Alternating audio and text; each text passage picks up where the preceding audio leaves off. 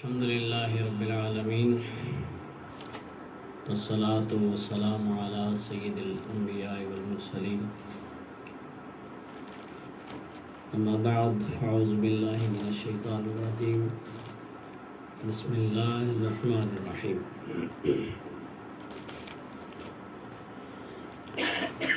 قل هو الله أحد الله الصمد لم يلد ولم يولد ولم يكن له كفوا أحد صدق الله مولانا العظيم مولاي صل وسلم دائما أبدا على حبيبك خير الخلق كلهم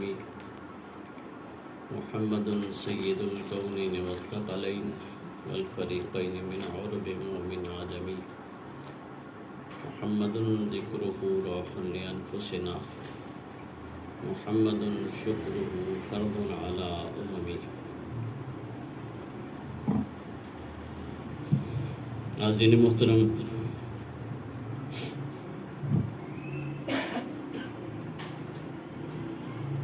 اللہ رب العزت قرآن مجید فرقان حمید میں ابتدائے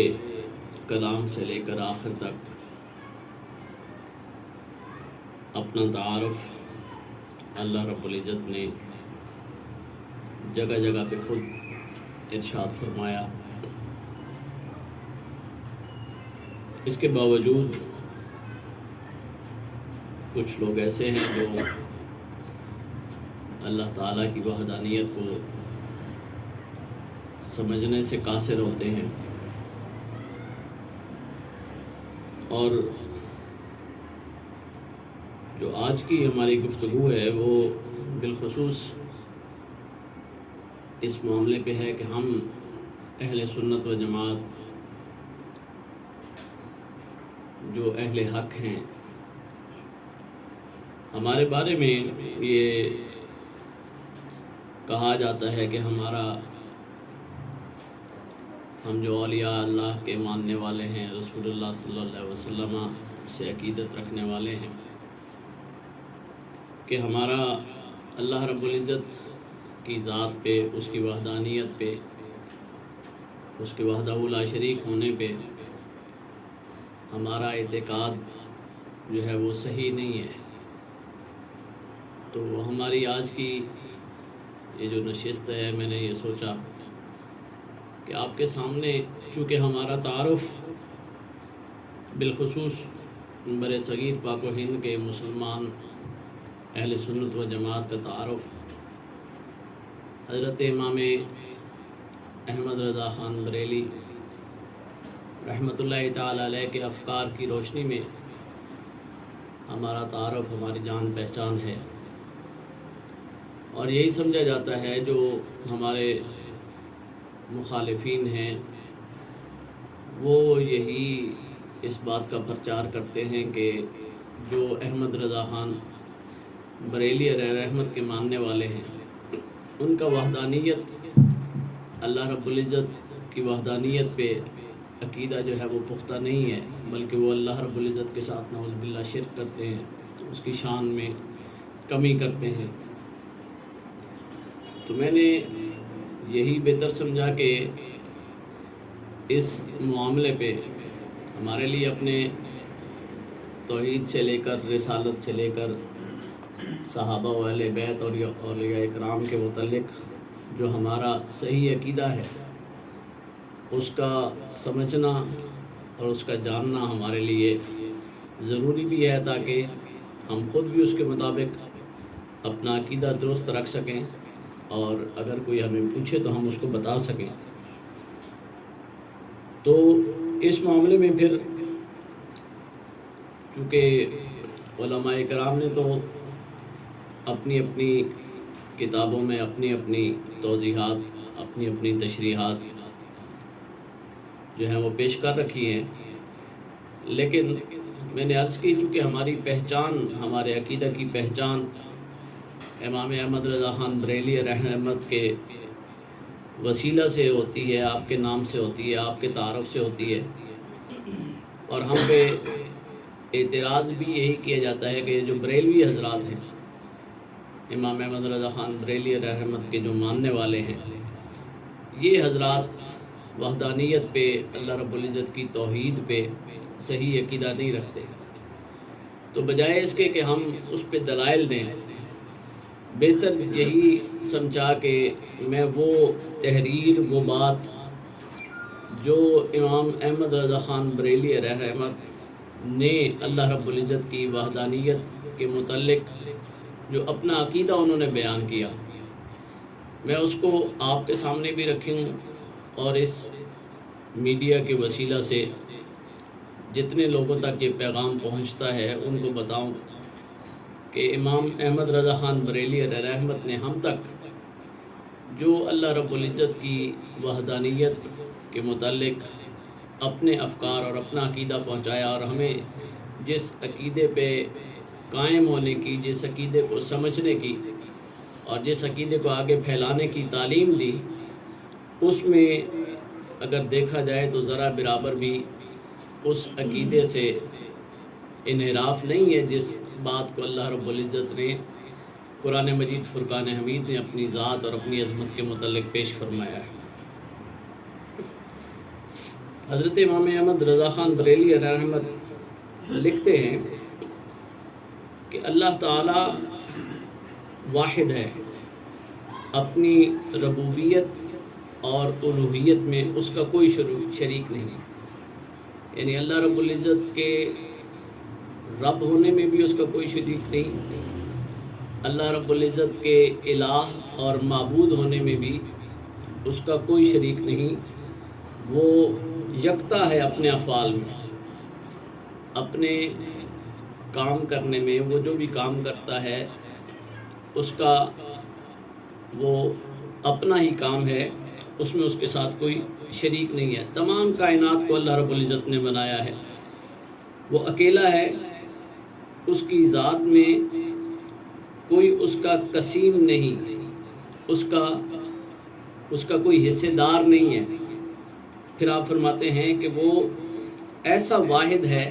کہ ہے تو وہ واحد۔ دیکھیں امام احمد رضا خان بریلی رحمت نے کیسا خوبصورت جو ہے وہ اللہ رب العزت کی وحدانیت کو بھی بیان فرمایا۔ آپ فرماتے ہیں کہ وہ ہے تو واحد، لیکن ایسا واحد ہے کہ جس کو عدد میں شمار نہیں کیا جا سکتا۔ اس کے لیے ہم اعداد جو ہیں یہ مخلوق ہیں، کہیں گے ہم اس کو واحد، لیکن جو ایک کا عدد مخلوق ہے اس کی نسبت اس کی طرف نہیں کر سکتا۔ ایسی خوبصورت وحدانیت کی تعریف بھی شاید کوئی کرے اور پھر اسی ذات پہ بندہ اعتراض کرے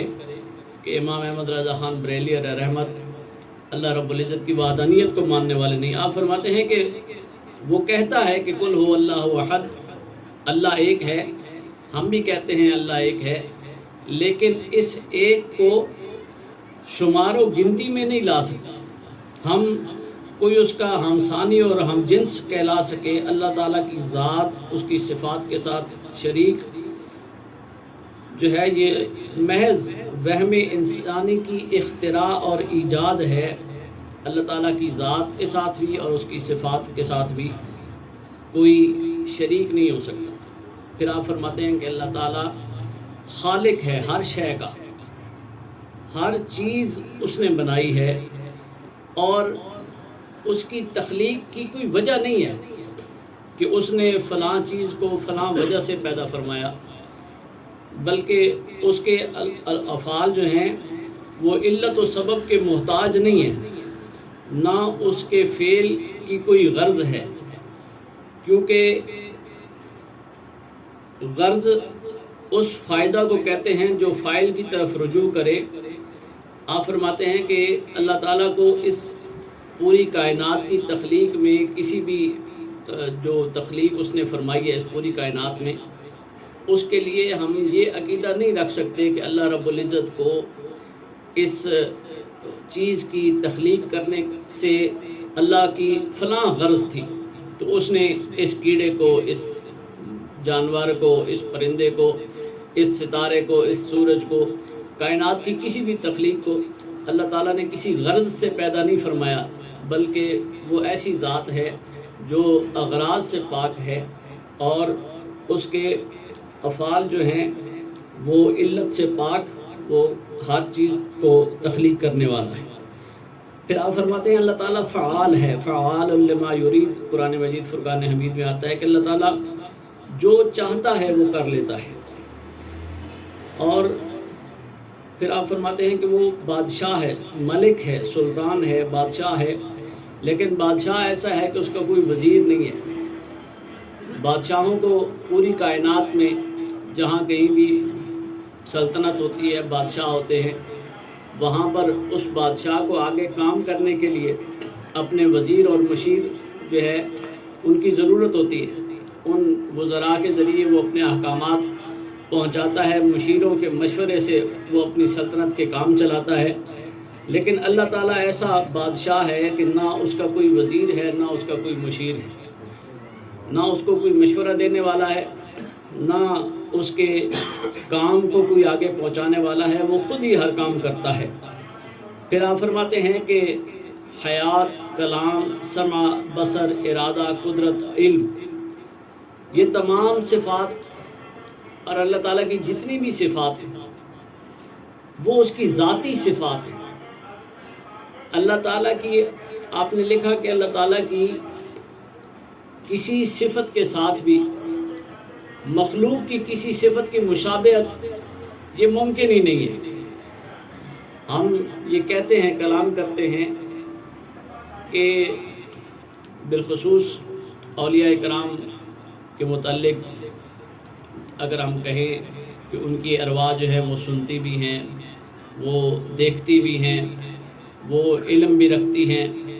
انبیاء علیہم السلام کے بارے میں ہمارا یہ عقیدہ ہے کہ اگر ہم ان کو پکارتے ہیں، ان پہ درود پڑھتے ہیں تو رسول اللہ صلی اللہ علیہ وسلم ہمارے اس درود کو سنتے ہیں، ہماری اس بات پہ جو ہے وہ توجہ دیتے ہیں۔ تو ہم پر یہ اعتراض ہوتا ہے کہ آپ جو ہے وہ اللہ کے نبی کو اللہ کی شان میں جو ہے وہ دے رہے ہیں کہ اللہ تعالیٰ بھی سنتا ہے اور اللہ کے نبی بھی سنتے ہیں، اللہ تعالیٰ جو ہے وہ دیکھنے والا ہے اور اللہ کے نبی بھی دیکھنے والے ہیں، اللہ تعالیٰ جو ہے وہ کائنات پہ قدرت رکھنے والا ہے، اور آپ کہتے ہیں کہ حضور غوث اعظم بھی جو ہے وہ ان کو بھی قدرت عطا کی گئی ہے۔ لیکن حضرت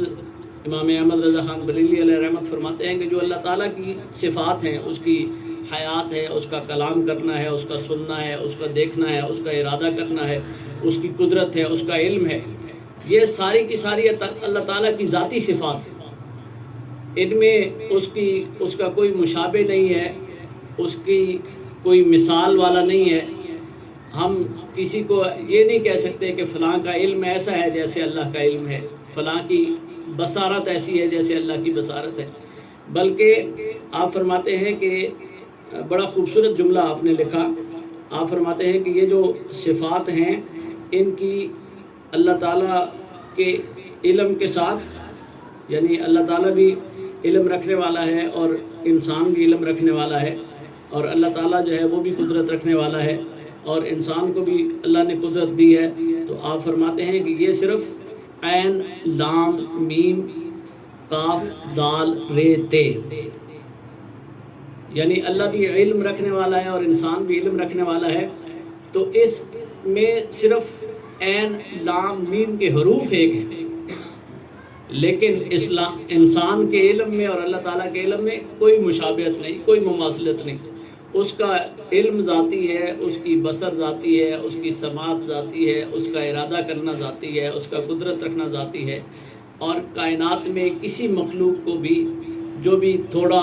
یا زیادہ دیکھنے پہ قادر ہے، تھوڑا یا زیادہ سننے پہ قادر ہے، تھوڑی یا زیادہ قدرت پہ رکھتا ہے، وہ ساری کی ساری قدرت اللہ کی طرف سے عطا کرتا ہے۔ مخلوق میں سے کسی کی بھی کوئی مجال نہیں کہ وہ اپنی کسی صفت میں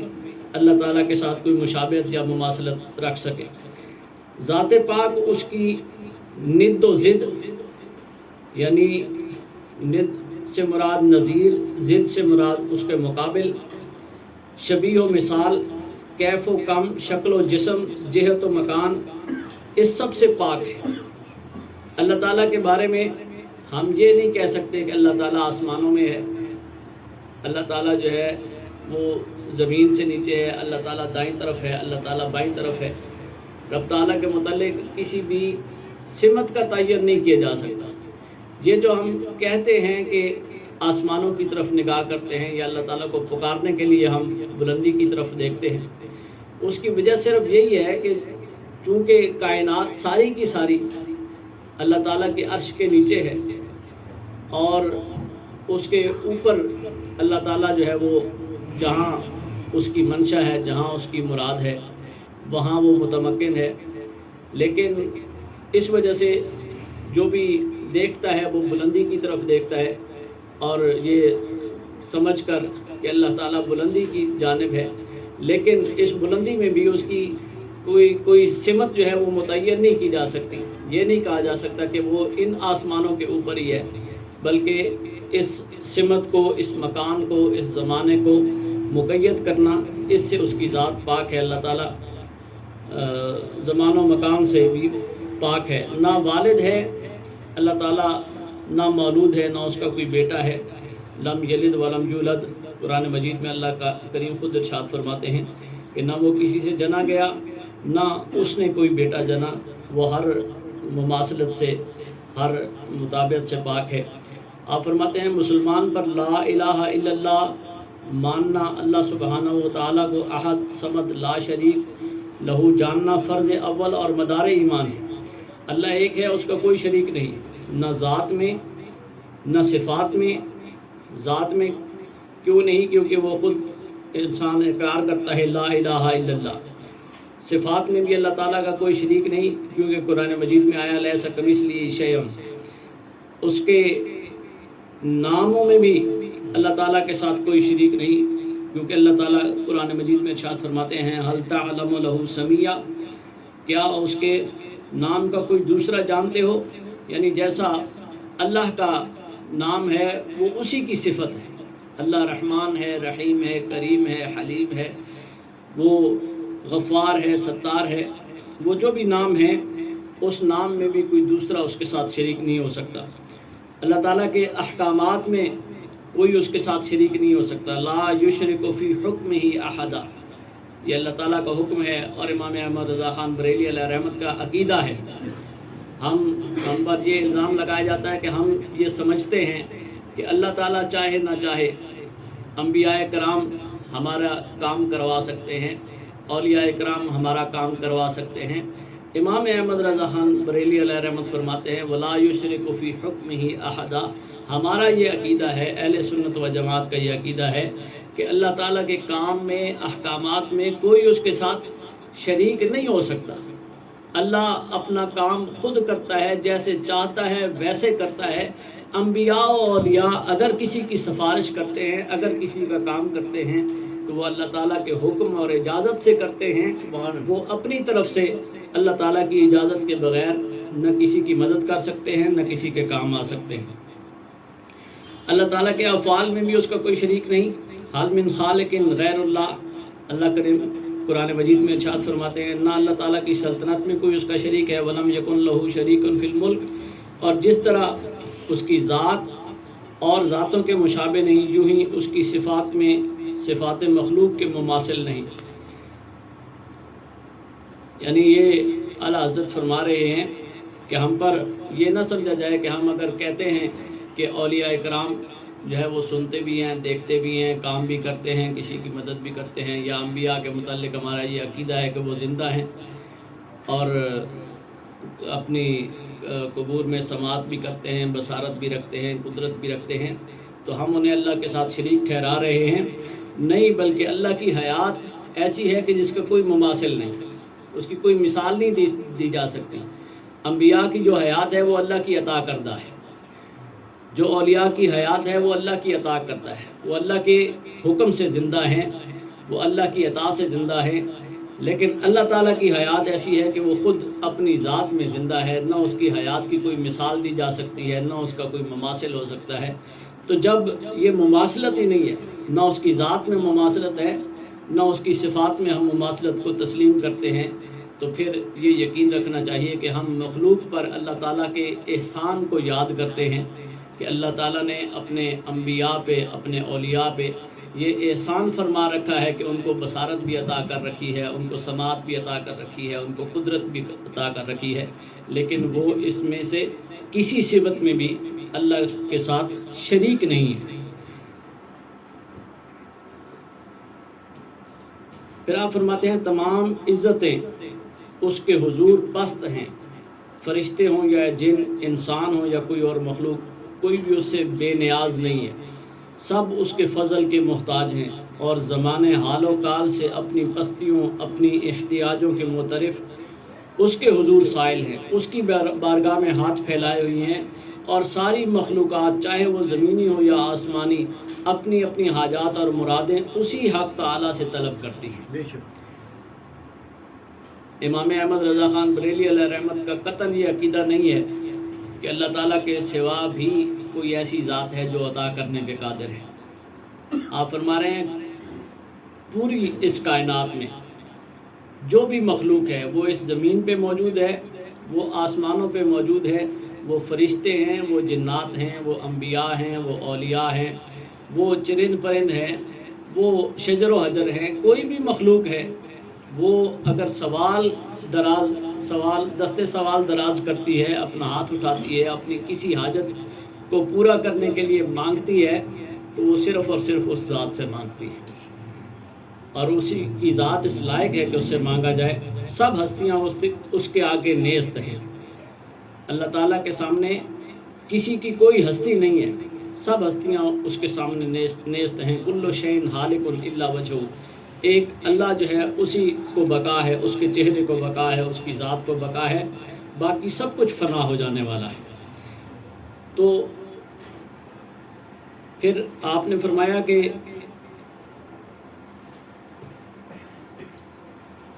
موجود واحد ہے،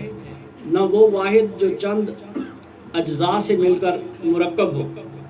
یعنی اللہ تعالیٰ کو ہم واحد کہتے ہیں، لیکن اللہ تعالیٰ کچھ اجزاء سے مل کر مرکب نہیں ہوا، بنا نہیں ہے، کیونکہ اجزاء جو ہیں، جب جو چیز جن اجزاء سے بنتی ہے، ایک وقت آتا ہے کہ وہ اجزاء فنائیت کی طرف چلے جاتے ہیں، بکھر جاتے ہیں، اس لیے اللہ تعالیٰ کی ذات کسی سے مرکب نہیں ہوئی،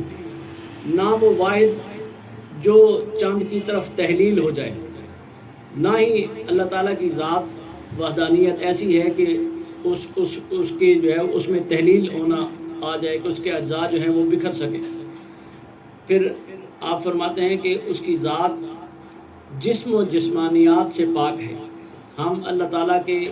یہ کہتے ہیں کہ اس نے قرآن مجید فرقان حمید میں ارشاد فرمایا ہے کہ اس کے چہرہ ہے، اس کے ہاتھ ہیں، اس کے جو ہے وہ کلام کرتا ہے، لیکن ہم اس کی مثال نہیں دے سکتے کہ وہ دیکھتا ہے تو کیسے دیکھتا ہے، وہ اگر گرفت کرتا ہے تو کیسے گرفت کرتا ہے، اور وہ اگر سنتا ہے تو کن کانوں سے سنتا ہے، کیسے ہم اس کو مثال میں نہیں، اس کی ذات کو مثال نہیں دے سکتے۔ جسم و جسمانیات سے پاک ہے، نہ وہ واحد جو تہمت حلول عینیت، اس کی ذات قدسی صفات پر یہ تہمت لگائی جائے تو وہ کسی چیز میں حلول کی ہوئی ہے۔ ایک ہم امام احمد رضا خان بریلی علیہ رحمت کے ماننے والوں پہ یہ الزام لگایا جاتا ہے کہ یہ ایسا شرک کرتے ہیں کہ یہ کہتے ہیں کہ اللہ تعالیٰ کی ذات کسی کی ذات میں حلول کر گئی ہے، کسی ولی کی ذات میں آ گئی ہے۔ ایک وحدت الوجود کا ایک نظریہ جو اولیاء کرام نے پیش فرمایا، اس کی بعض جاہل لوگ غلط تعبیر کر کے، اس کی غلط تعویل کر کے، اس کی غلط مثال لے کر اللہ تعالیٰ کے ساتھ شرک جو ہے وہ کرتے ہیں، تو ہم لوگ بھی اس کا انکار کرتے ہیں۔ جو لوگ یہ کہتے ہیں کہ اللہ تعالیٰ ان کے پیر میں حلول کر گیا ہے، اس کی ذات ان کے پیر میں ہے، یا ان کا پیر ہی خدا بن گیا ہے، یا اللہ تعالیٰ کے کسی ولی کے بارے میں، کسی صاحب قبر کے بارے میں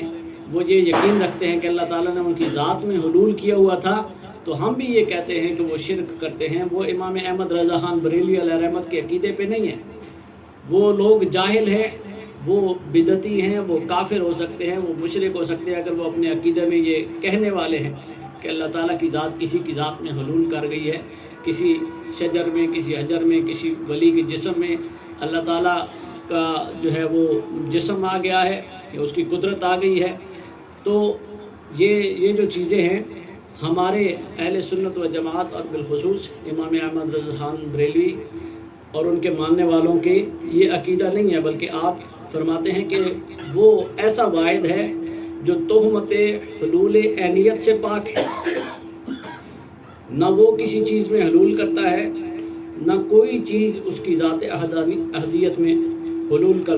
کرتی ہے۔ معاذ اللہ ہم اس عقیدہ سے جو ہے وہ برات کا اظہار کرتے ہیں۔ آپ فرماتے ہیں لیسا کمثلہ شیء، اس نے خود فرمایا ہے اس کی ذات میں، اس کی صفات میں اس کی کوئی مثال نہیں، اس کی ذات منزہ ہے، اس کی تمام صفات کمال بھی مبرہ ہے ان تمام نالائق امور سے جو اہل شرک و جاہلیت اس کی جانب منسوب کرتے ہیں۔ حق یہ ہے کہ وجود اسی ذات برحق کے لیے ہے، باقی سب ضلال و پرتو ہے۔ آپ فرماتے ہیں وحدت الوجود کے جتنے معنی اور جس قدر مفاہیم عقل میں آ سکتے ہیں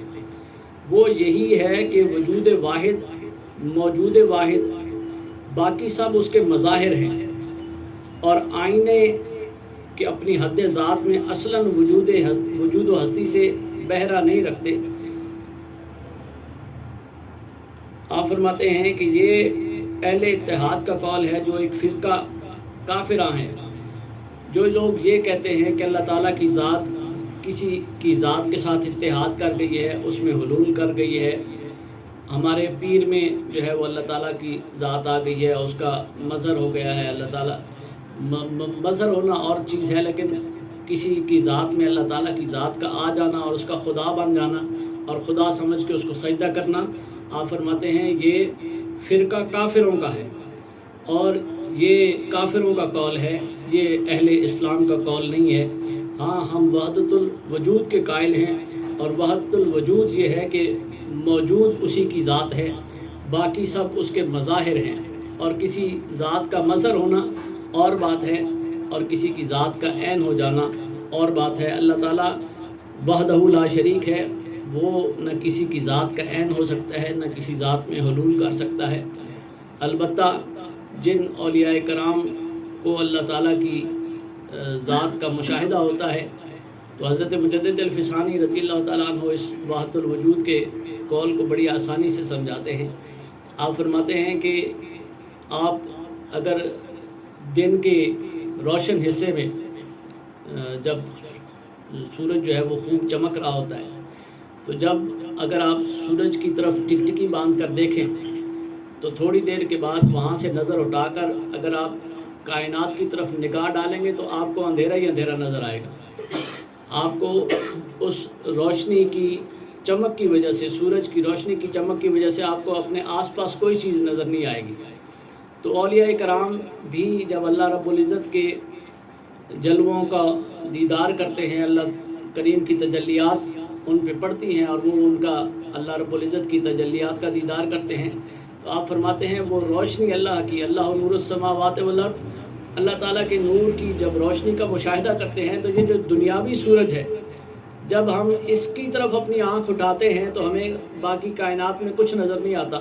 تو جو اولیاء کرام اللہ رب العزت کے نور دیکھ لیتے ہیں وہ جب اپنے آس پاس نظر دوڑاتے ہیں تو انہیں کائنات میں کوئی اور چیز نظر نہیں آتی، تو وہ اس وقت اس چیز کا اعلان کرتے ہیں کہ کائنات میں ایک ہی ذات ہے اور وہ اللہ وحدہ لا شریک کی ذات ہے اور اس کے علاوہ کچھ بھی نہیں ہے۔ تو آپ فرماتے ہیں یہ تو ایسا ہے کہ ان کی آنکھوں پہ اللہ تعالیٰ کا نور ایسا ظاہر ہوتا ہے کہ باقی ساری چیزیں جو ہیں ان کی نگاہوں سے ہٹ جاتی ہیں، لیکن یہ ان کی وہ کیفیت ہوتی ہے، یہ نہیں ہوتا کہ کائنات ہی غائب ہو گئی ہے۔ کائنات تو اپنی جگہ موجود ہوتی ہے، لوگ بھی اپنی جگہ موجود ہوتے ہیں، یہ شہر بھی اپنی جگہ موجود ہوتے ہیں، لیکن ان کی نگاہوں سے پوشیدہ ہو جاتے ہیں اللہ تعالیٰ کے نور کے جلووں کی وجہ سے، اور وہ وحدت الوجود کا اعلان کرتے ہیں کہ ایک وجود ہی ہے اور وہ اللہ کا وجود ہے اور باقی سب کچھ نہیں ہے۔ تو لیکن جب ان کے وہ نور چھٹتا ہے ان پر، ان کو آگے ترقی ہوتی ہے تو پھر ان کو اس چیز کا احساس ہوتا ہے کہ ہاں اللہ وحدہ لا شریک ہے، اور یہ کائنات بھی جو اس نے بنائی ہے یہ بھی ایک اپنی حقیقت رکھتی ہے، اور یہ سارے وجود جو ہیں وہ اللہ تعالیٰ کے مظاہر ہیں، اس کے انوار و تجلیات کے مظاہر ہیں، لیکن اللہ نہ ان وجودوں کے ساتھ ہے، نہ ان سے دور ہے، اور نہ ان کے ساتھ حلول کیا ہوا ہے۔ حضرت امام احمد رضا خان بریلی علیہ رحمت نے ایک اور اس میں لکھا کہ اللہ تعالیٰ فرماتا ہے کہ وَنَحْنُ أَقْرَبُ إِلَيْهِ مِنْ حَبْلِ الْوَرِيدِ، کہ ہم بندے کی جو ہے وہ شہرک سے بھی زیادہ قریب ہیں۔ آپ فرماتے ہیں کہ اللہ تعالیٰ کتنا قریب ہے، کیسا قریب ہے، اس قربت کو بھی ہم فاصلوں میں نہیں دیکھ سکتے، ہم اس کو الفاظ میں بیان نہیں کر سکتے کہ وہ کلومیٹر کے حساب سے ہے، انچز کے حساب سے ہے، اس سے جو ہے وہ کم درجے کے پیرامیٹرز میں ہے، اس کو ہم شمار نہیں کر سکتے، اعداد میں بتا نہیں سکتے کہ وہ کتنا قریب ہے، لیکن وہ ہر انسان کے قریب ہے، ہر انسان کے ساتھ رہنے والا ہے، ہر انسان پہ نگاہ رکھنے والا ہے، ہر انسان پہ اپنی جو ہے وہ اس کی بات کو سننے والا ہے، وہ سمیع ہے، بصیر ہے، قادر ہے، کلام کرنے والا ہے، اور جیسے اللہ تعالیٰ اپنی ذات میں قدیم ہے، ایسے ہی اس کی صفات بھی ساری کی ساری اس کی اپنی اور قدیم ہیں۔ اللہ تعالیٰ کی نہ صفات میں کوئی اس کے ساتھ شریک ہو سکتا ہے، نہ اس کی ذات میں اس کے ساتھ کوئی شریک ہو سکتا ہے، اور وہ جیسے چاہتا ہے ویسے جب چاہتا ہے وہ کام کرنے پہ قادر ہے، اور ویسا ہی کام کرتا ہے، اور کائنات میں ہر کام اس کی مرضی اور منشا سے ہوتا ہے۔ اللہ تعالیٰ کا کوئی ولی بھی، کوئی نبی بھی جب تک اللہ نہ چاہے اس ٹائم تک نہ کسی کی سفارش کر سکتا ہے، نہ کسی کو بخشوا سکتا ہے، نہ کسی کے کام آ سکتا ہے۔ ہر ایک کا جو کام ہوتا ہے وہ بھی اللہ تعالیٰ کی منشا اور اجازت سے ہوتا ہے۔ اللہ کریم ہمیں اس صحیح عقیدہ کو سمجھنے اور اس کے مطابق چلنے کی توفیق نصیب فرمائے۔ وما علیہ الا البلاغ۔